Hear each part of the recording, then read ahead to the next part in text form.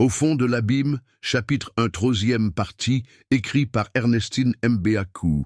J'avais déjà tout calculé et tout mis en marche. Nous avons pu avoir cette parcelle de terre. Pas trop grande, mais assez pour une maison plus tard. J'ai commencé à la cultiver. J'ai envoyé ma fille chez maman. J'ai eu une seconde fille, qui, comme son aînée, a grandi sous la pluie et le soleil. Nous étions si heureux, malgré cette vie de précarité. L'essentiel était l'amour qui régnait dans mon foyer. Joseph trouvait toujours son boulot dévalorisant. Je l'encourageais à ne pas baisser les bras. Un jour viendra où tout ceci ne sera plus qu'un souvenir, lui disais-je confiante. Et ce jour est vite arrivé. Un poste de secrétaire s'est libéré. Étant ancien, il a pu l'obtenir rapidement. Ce n'était pas encore le summum de la réussite, mais c'était un grand pas franchi. Son salaire est passé quasiment au double, 8 000 francs. Une manne pour nous. Désormais, je gardais plus d'argent. C'est moi qui gérais l'aspect financier. Et puis, l'échéance de 2 ans accordée par son frère arrivait bientôt.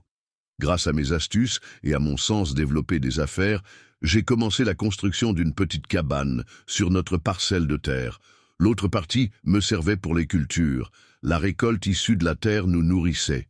Ça me faisait des économies. Ma fille aînée avait presque 4 ans.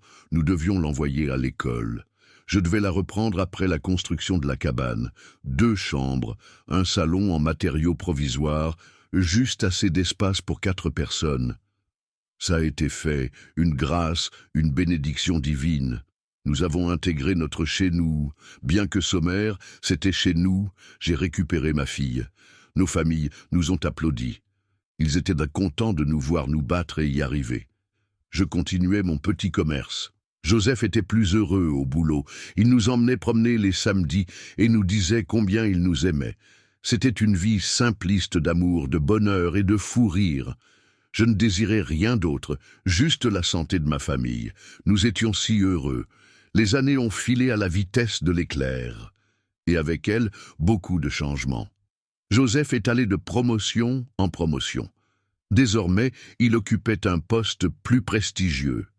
Il avait une meilleure rémunération, plus de 300 000 francs. Nous avons commencé la construction de la grande maison.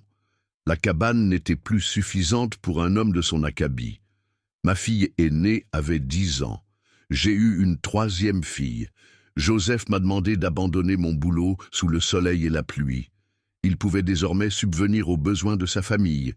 Tout était bien, beau dans le meilleur des mondes. Jusqu'à ce jour fatidique où tout a changé. Ce jour est arrivé et rien n'a plus jamais été pareil. J'ai reçu un coup de fil. Je suis la femme que Joseph aime, madame. Arrangez-vous à libérer les lieux.